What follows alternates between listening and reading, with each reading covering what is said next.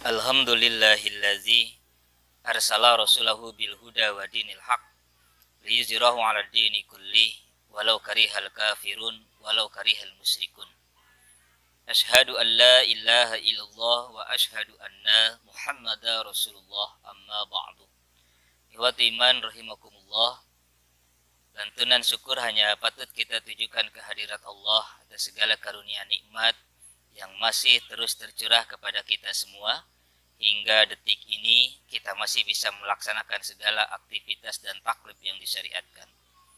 Ikhwati iman rahimakumullah, di kesempatan kali ini kita akan mencoba melanjutkan kajian dari surah An-Nasr ayat yang kedua dan ketiganya. Pada pertemuan yang lalu kita sudah sedikit membahas tentang kandungan makna surah An-Nasr ayat yang pertama.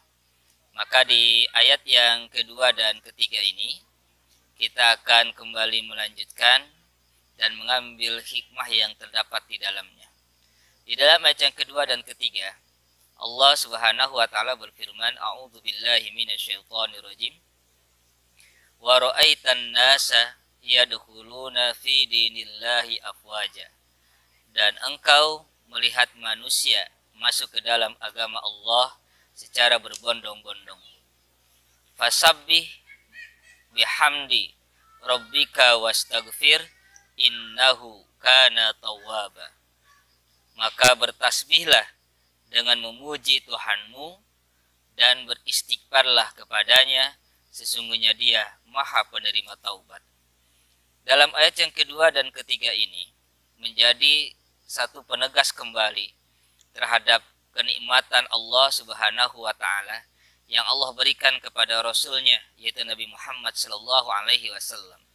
Setelah diberikannya pertolongan dalam penaklukan kota Mekah dan manusia yang banyak yang masuk berbondong-bondong ke dalam agama Allah, maka Allah perintahkan setelah melihat inti dari keberhasilan tersebut, Allah meminta kepada nabinya untuk merendahkan diri, untuk merendahkan hati dan mengingat bahwasannya itu semua karena pertolongan Allah.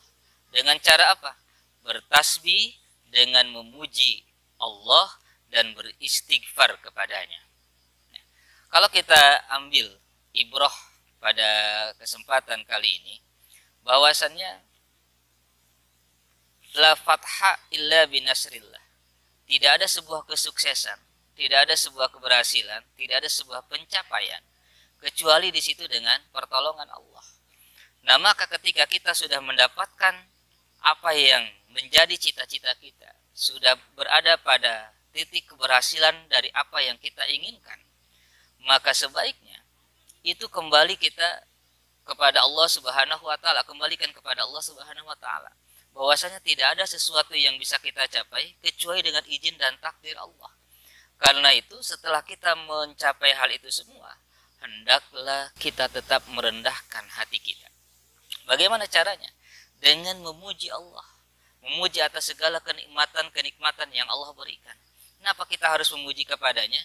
Karena kita memang manusia tidak layak dipuji, yang dipuji hanyalah Allah. Karena kita bisa melakukan segala aktivitas, bisa mendapatkan segala kenikmatan dan kebaikan, itu karena izin dan takdir Allah. Selain memuji, wastaghfir, hendaklah meminta ampun. Bisa jadi dalam proses apa yang kita lakukan untuk meraih apa yang kita inginkan, cita-cita yang ingin kita capai dalam kehidupan kita, ada dosa-dosa kecil ataupun dosa besar yang kita lakukan dengan sengaja ataupun tidak. Maka hendaklah kita beristighfar untuk membersihkan sehingga keberhasilan kita itu betul-betul dipenuhi dengan keberkahan. Innahu kana tawwaba. Ini kuncinya. Allah itu Maha penerima taubat. Berbeda dengan manusia. Kalau manusia memaafkan kesalahan orang lain yang pernah berbuat salah kepadanya, terkadang masih suka mengingat kesalahan orang lain itu sendiri. Kesalahan orang yang dilakukan kepada dirinya, walaupun dia secara lisannya sudah memaafkan. Tetapi kalau Allah, inilah disebut dengan tawwaba. Ketika mengampuni, memaafkan kesalahan orang lain, maka Allah tidak akan mengingat apa yang dulu pernah dia lakukan dari segala bentuk kesalahannya.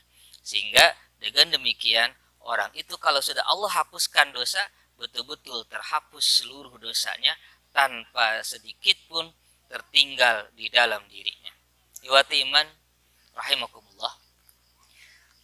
Dengan sedikit kita mengkaji lanjutan dari surah An-Nasr ayat yang kedua dan ketiga ini, maka kita bisa mengambil sebuah kesimpulan bahwa apapun yang kita raih dalam kehidupan kita ini, tidak ada sesuatu yang terjadi kecuali atas kehendak Allah.